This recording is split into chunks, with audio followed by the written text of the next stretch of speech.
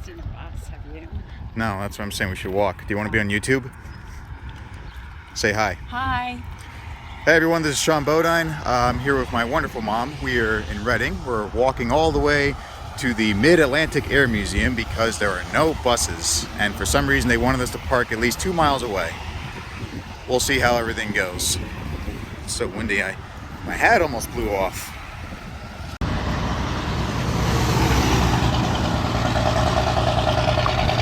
As you can probably tell, we're not the only ones walking to the airport. I mean, it's a really, really long line, and we'll probably have to wait like 2 hours for the bus anyway. We'll see what happens. I bet you by the time we get to the top of this hill, there's probably going to be a bus that passes us, and everyone's going to be laughing at us and be like, haha, you have to walk. But still better than having to wait 2 hours in that big, big line. Grain silos. We're at the top of the hill, still no sign of the bus. We made the right call, didn't we? Oh, that's a nice cop. That was a pretty cool police car that just passed by. Well, I was watching a video yesterday where this one guy had his license suspended, and for some reason, he still thought it was a good idea to drive his Suburban. He had beer and his license was suspended. He was supposed to be in probation, and then it takes like 10 minutes for the cops to chase him down. Why do people do that? Allentown, Lancaster. This is kind of a tough question. Would you rather be in Allentown or Lancaster? Personally, I'd like to be in Lancaster. Well, at least we're finally heading away from the road. Going through this random field, sort of in the middle of nowhere. Shoot, I wish I had sunscreen on. What do you think is in that building?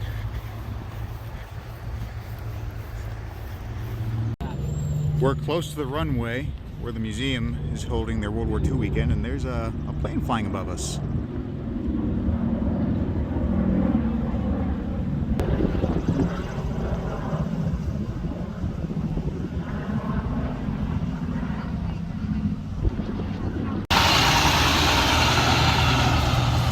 Well, it looks like the bus is finally here. Oh, I thought that was another bus, but it's actually a motorcycle. Even better. All right, Mom, where do we go from here? Follow the buses. Ah, good thinking. Let's do it. How do you think they'd react if we just opened that gate and strolled in?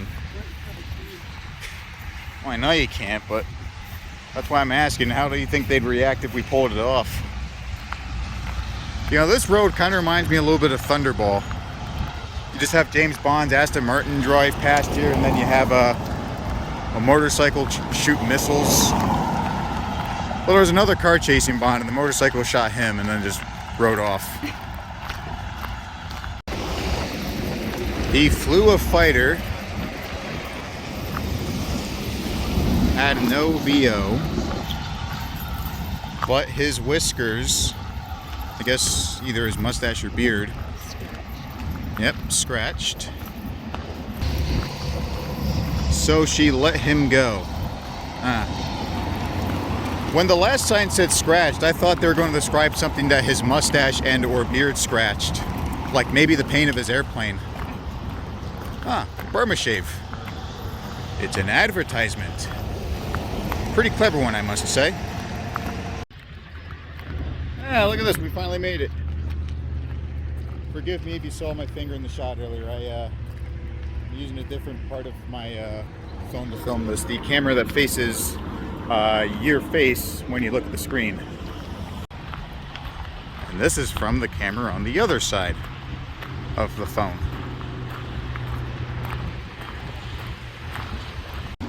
Now, I thought of a great idea. We steal a bus, paint it red, wait for it to snow, and then we crash through the airport and steal one of the planes on display.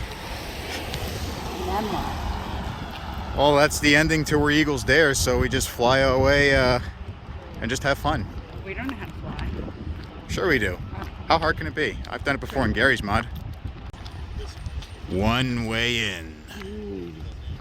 Oh, no, we're almost there. Oh, look, a bus stop.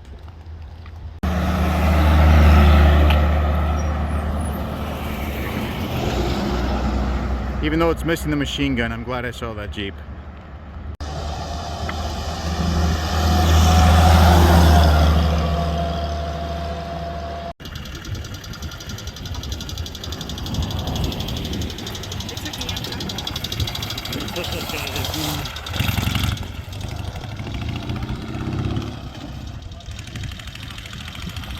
Oh my god, that's a big chin Mussolini has. Anyways, we finally made it. All we gotta do is just get inside and have some fun.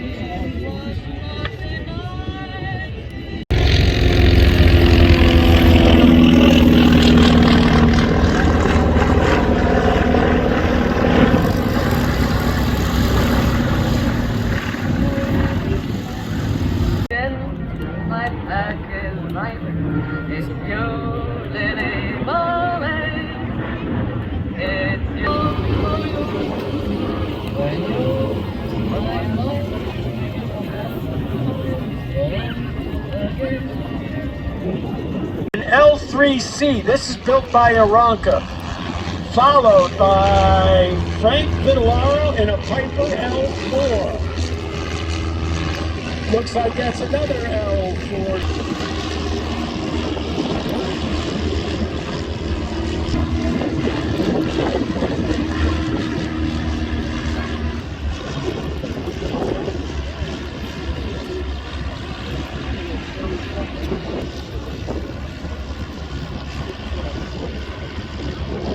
To see that the war bugs here, pretty much, they all look the same, and that's because it was a very simple formula used to design these aircraft. Make them light, make them slow, make them easy to fly, and more importantly, make them able to squeak in and out of small areas.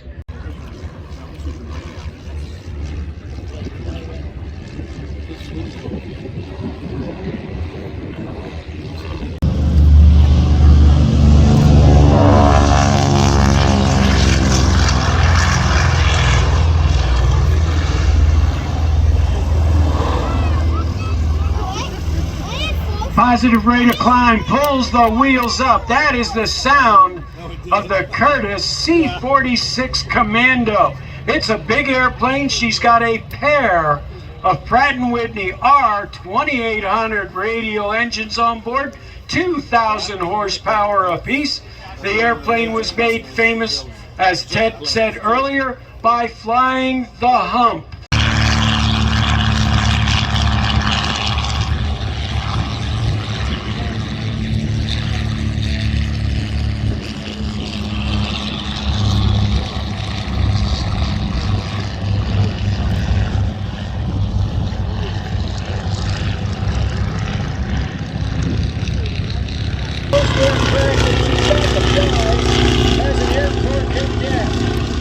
Now here's the stop. This is a French airplane.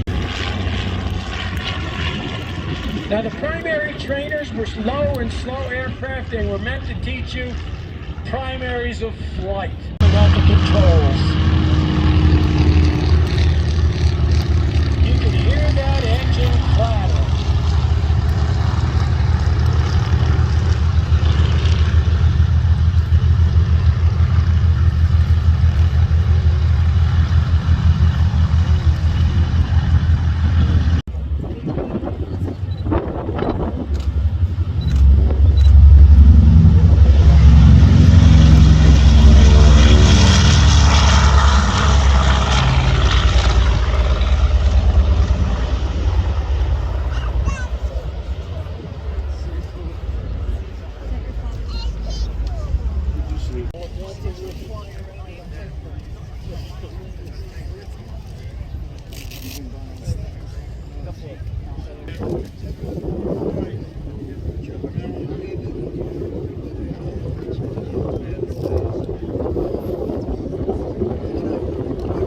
All right, the wind drift indicator should be coming out any second now as they pass over our drop zone safety party.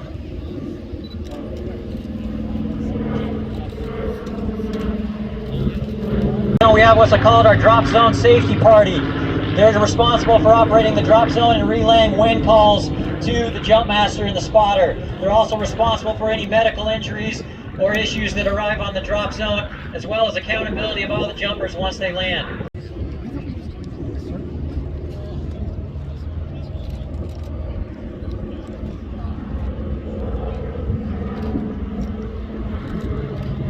There we are, jumpers away.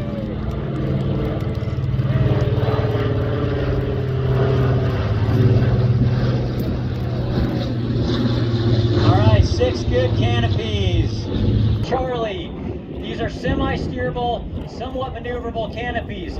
However, they do not have the control and drive of a rectangular ram air canopy. You're still at the mercy of the wind, and your whole goal is just to kind of control where you're drifting. And the reserve canopy on your front weighs about 13.5. The maximum wind we can jump these canopies in is about 15 miles an hour.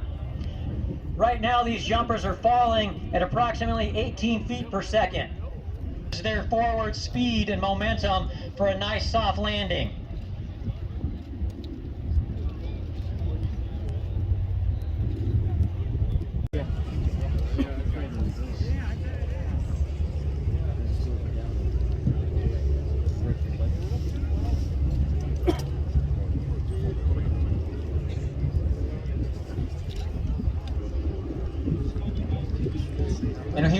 our second pass. Number 1 jumper's in the door.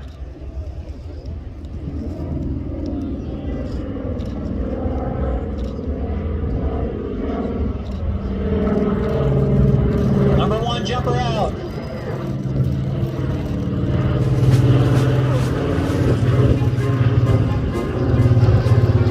See that extra space between the 6th and 7th jumper? The reason for that is after the last jumper is out of the aircraft, the jump master has to look out the door and clear the tail, ensuring that there are no jumpers hung up on the aircraft, and they come by and see us and we'll